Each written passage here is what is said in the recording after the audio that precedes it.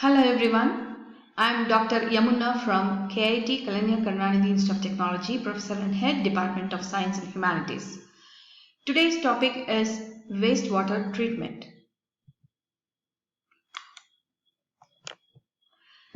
What is wastewater? The water which has been contaminated from various sources starting from household, domestic waste, industrial waste, agricultural waste, etc. are called as waste. If this contaminates the water, then we call it as an wastewater. The treatment process usually takes place in a wastewater treatment plant. There are several types of wastewater treatment plants. Among them are the sewage treatment plant, industrial wastewater treatment plant, agricultural wastewater treatment plant, and leachate treatment plants. A wastewater may receive various types of waste from several sources, as I told you: urban, industrial, agricultural, washouts from the streets, atmospheric deposition, it may be wet or dry. Recently, many scientists have reported various categories of pollutants are persistent in the wastewater, like organic pollutants, polyaromatic hydrocarbons, pharmaceuticals, and personal care products, including pesticides. So, in order to treat such type of waste, we have to go for wastewater treatment plants. So how this process takes place in the wastewater treatment plant? Let us see one by one. Usually, it contains 8 stages. The very first stage is what we call it as bar screening. The second stage is the grit removal. Third stage is primary clarification process. The fourth stage is aeration. Fifth stage is secondary clarification process. Sixth stage is chlorination or otherwise disinfection. Seventh stage is what called as water analysis and testing of the water. Finally, the disposal of effluent. So we have 8 stages in a wastewater treatment process. This is the overall outline of the wastewater treatment process. The first one is what we call it as bar screens. The second one is the grit removal. The third one is the primary clarification process, aeration tank, secondary clarification, chlorination or disinfection, waste analysis or testing, and finally disposal of the waste. You could see in this flow chart that in every stage, starting from stage 2, stage 3, then in stage 4 and 5, we get a form of sludge as a waste which gets deposited at the bottom of the tank, which is separately sent to the treatment, whereby they remove the excess water, and the dried sludge is normally used as a fertilizer. Now let us see in detail about each stage. We are talking about the bar screen. This is the very first stage or step for the treatment of the wastewater. Unless otherwise, we do this step, or we have to remove the various constituents, the floating materials, the larger size particulate matters, the fruit peels, then cardboards or polymers. Such type of huge size particles are screened off. The process is what we call it as a physical process of wastewater treatment. It begins with screening. Without this screening, we cannot go to this next step, what we call it as the removal of the grit, because if at all any such substances are present, it will damage the pumps and valves and other equipments which are present in the treatment process. After this bar screen, the material which has got entrapped in the screen Can you see the screen? This is the screen made out of iron bars. This will capture almost all the heavier particles or large size particulate matters or waste, which will be taken off separately and it is dumped in the landfill.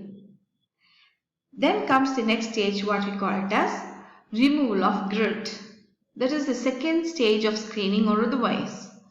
This grit is nothing but it contains small sized mud or gravels or grains which are not entrapped in the bar screens. So these particles are heavier in nature. They will settle down in the grit chamber. These are too small to be screened out in the bar screens. Hence, we have to go to a chamber, what we call it as grit chamber. It can be of horizontal type or vortex type. Mainly, the design of such equipment or grit chamber is in such a way that it controls the flow of the water, which allows the heavier the grit to fall to the bottom of the chamber, then allowing only the organics or other minute suspended matter to go out of this grit chamber. So the waste which has got collected at the bottom of the grit chamber is frequently flushed out in order to enhance the efficiency of the grit chamber. The next process is what we call it as primary clarification process. Here, after the removal of the grit, the suspended matter, nearly 25 to 50% of the solids in the coming influent from the grit chamber is taken care of by this primary clarifier. These are huge size tanks which allows the heavy solids to sink to the bottom of this tank. This tank is structured in such a way that it tapers at the bottom like a cone, where the excess sludge which has got settled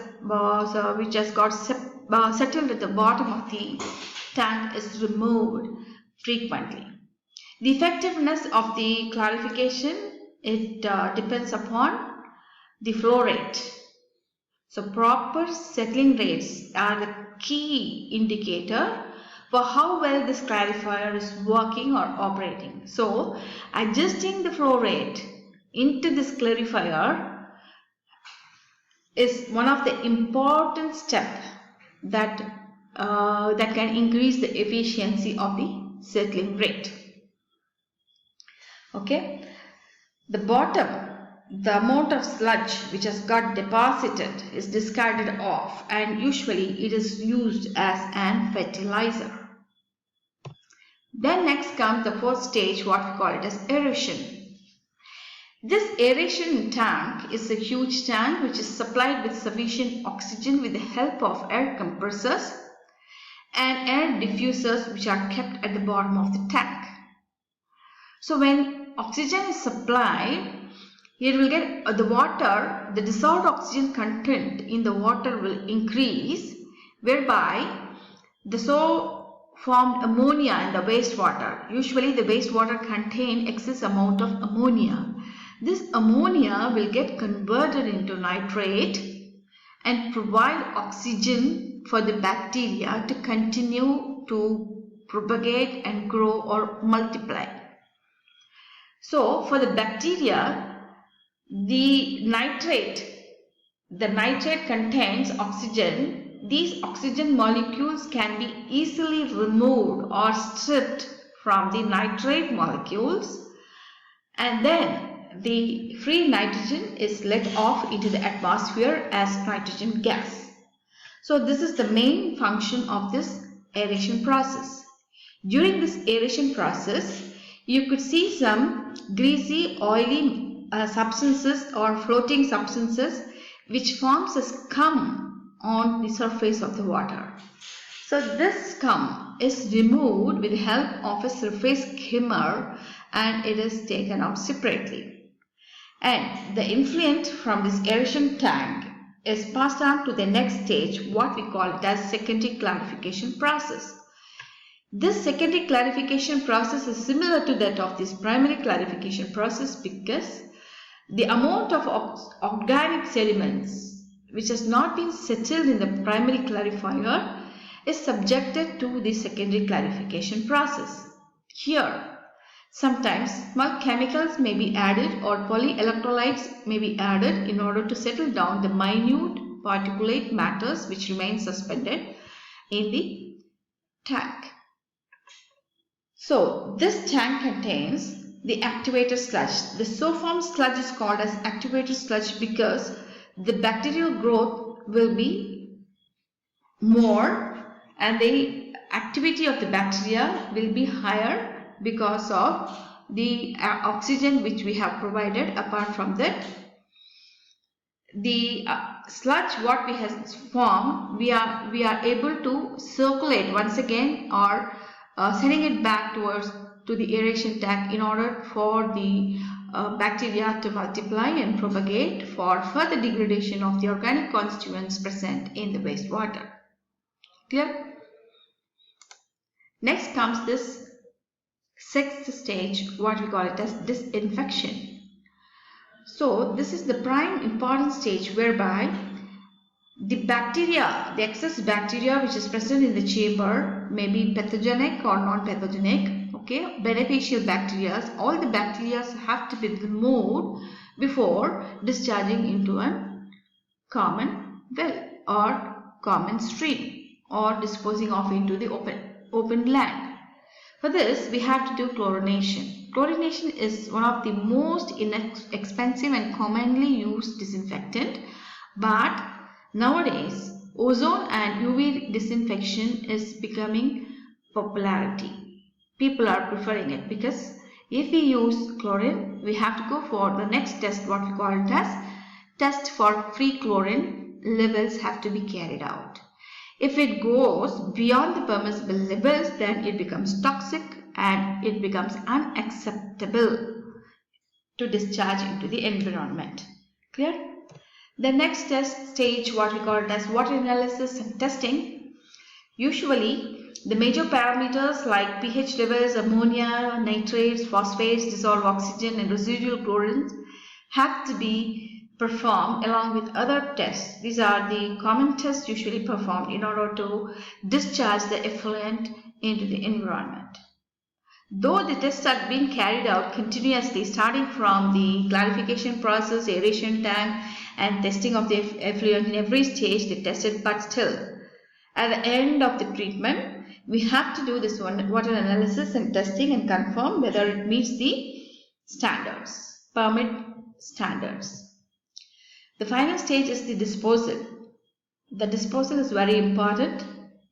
After meeting the permit specifications, clean water is reintroduced back into the environment.